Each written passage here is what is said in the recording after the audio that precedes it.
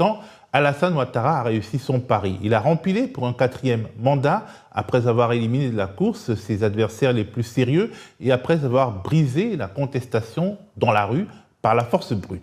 Convocation policière contre des dignitaires de l'opposition, manifestants tués par balles, etc. Et en bonus, métaphore animalière jetée au visage de ses adversaires.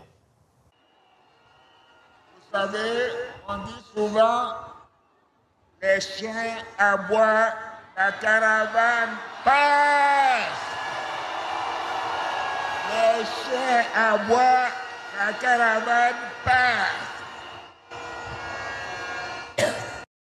Ce n'est pas seulement le déploiement de l'artillerie militaire la plus lourde qui a permis au président ivoirien d'écraser son opposition. Il s'est également appuyé sur un outil beaucoup plus discret et redoutable, les technologies d'interception et de surveillance issues du complexe militaro-industriel israélien. C'est ce qu'a révélé une enquête fouillée de DropSite News, un site d'information cofondé par Jeremy Scahill et Ryan Grim, deux figures majeures du journalisme d'investigation américain.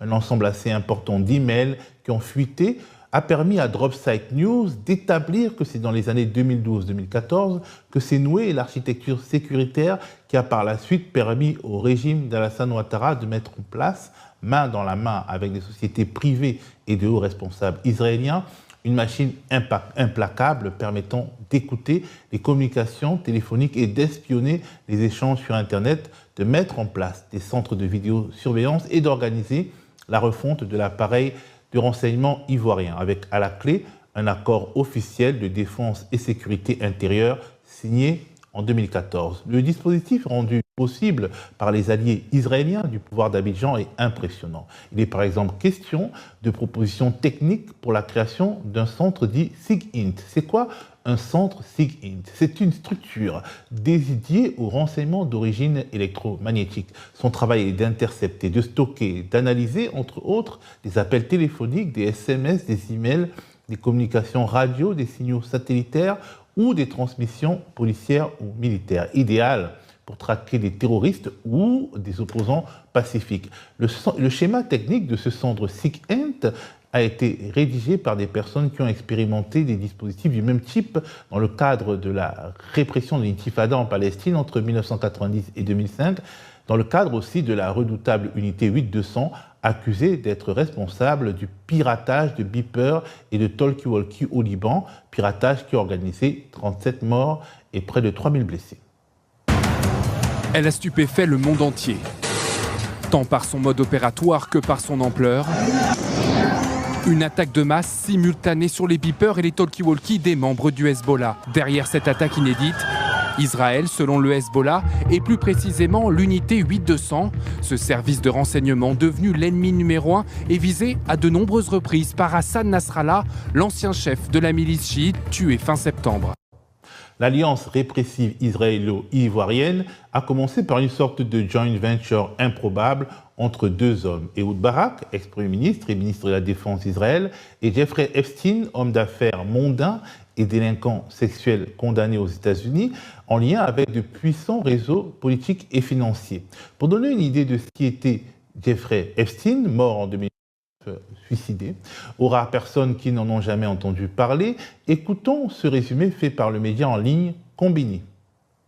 Mais c'est qui Jeffrey Epstein et pourquoi tout le monde parle de lui en ce moment? Jeffrey Epstein, c'était un financier américain milliardaire et accusé de plusieurs crimes sexuels sur mineurs. En 2019, il est arrêté aux États-Unis pour exploitation sexuelle de mineurs et association de malfaiteurs. Il est alors accusé d'avoir fait venir des mineurs dans ses résidences de Manhattan et de Palm Beach pour obtenir des actes sexuels contre de l'argent entre 2002 et 2005 au moins. Et déjà en 2008, il a été condamné pour avoir eu recours au service de prostituées mineures. Mais ce n'est pas tout, le milliardaire a acheté une île appelée Little St. James dans les Caraïbes en 1998 et pour te donner une idée de ce qu'il s'y passait, l'île a été renommée l'île de la pédophilie. Bref, Epstein est notamment accusé d'avoir organisé des orgies avec des filles mineures qu'il faisait venir par jet privé. En août 2019, avant de pouvoir être jugé, Jeffrey Epstein se pend dans sa cellule. En fait, si tout le monde parle de lui, c'est parce qu'une juge de New York a ordonné de faire révéler, janvier 2024, une liste de 180 noms, des personnes victimes, proches, mais aussi des complices présumés liés au réseau d'Epstein. Et le milliardaire côtoyait beaucoup de monde et beaucoup de célébrités dont on devrait connaître le nom rapidement.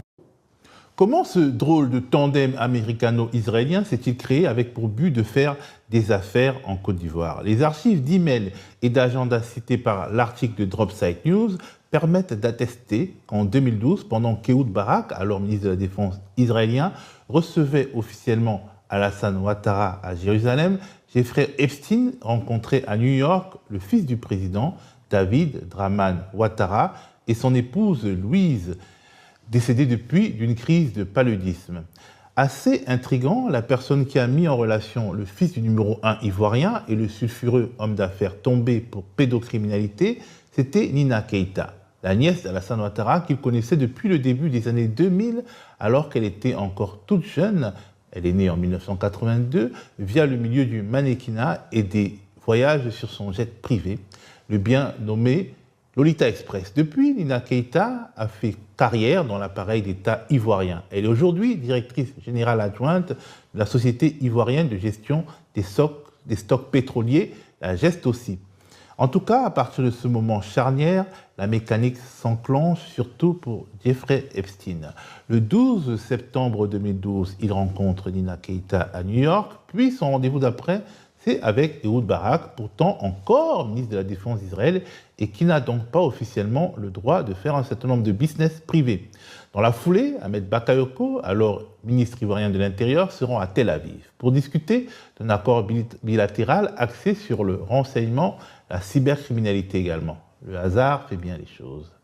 Ehud Barak quitte le gouvernement israélien le 18 mars 2013, mais il continue à bosser en coulisses en se cachant derrière des messages cryptés et des intermédiaires. Mais Jeffrey Epstein est toujours là pour ouvrir des portes, coordonner des rencontres, etc. Ce n'est qu'en août 2013 qu'Ehud Barak se rend directement en Côte d'Ivoire avec son épouse, mais officiellement pour des raisons qui n'ont rien à voir avec les affaires militaires ou avec du renseignement.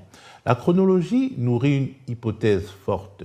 Tout a été fait pour tenir Ehud Barak à distance apparente des dossiers sécuritaires pendant qu'il était encore en fonction ou juste après, afin d'esquiver des accusations de conflit d'intérêts. Bref, après des mois de péripéties, Avigdor Lieberman, ministre israélien des Affaires étrangères, arrive en Côte d'Ivoire le 13 juin 2014. Il est accompagné de plus de 50 hommes d'affaires venus évaluer les investissements potentiels dans le pays. Selon Dropsite News, les montants en dollars des transactions conclues n'ont pas été rendus publics. L'enquête de Dropsite News nous permet de cartographier mentalement la galaxie d'influence ivoiro-israélienne sous Alassane Ouattara et de prendre conscience, par exemple, de la présence dans la boucle d'un homme, Stanley Fischer, l'ancien gouverneur de la Banque centrale israélienne, très proche ami d'Alassane Ouattara, avec qui il a travaillé au FMI. Fischer y était, au FMI, premier vice-président, et a prononcé, lors de son départ en 2001, un vibrant plaidoyer pour Ouattara et une charge virulente contre l'exécutif ivoirien d'alors, avec à sa tête un certain Laurent Gbagbo qui peinait à négocier un nouvel accord avec les institutions de Bretton Woods. Aujourd'hui, Israël est bien implanté dans le système de renseignement ivoirien. Tout seul ou aux côtés d'autres puissances, la question se pose. En tout cas, dans son récent entretien accordé à notre confrère Alain Foka, l'ancien président Laurent Gbagbo évoquait la présence de sécurocrates blancs lors des interrogatoires des prisonniers politiques ivoiriens.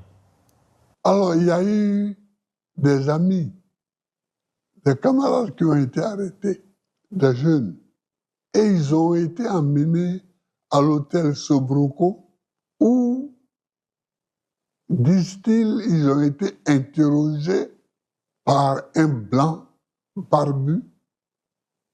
D'où il sort? Vous pensez qu'il y a des mercenaires, que c'est sous-traité, les interrogatoires? En tout cas, je me pose beaucoup de questions. Parce que ce n'est pas une fois qu'on m'a dit ça, c'est au moins 3 fois. C'est qui?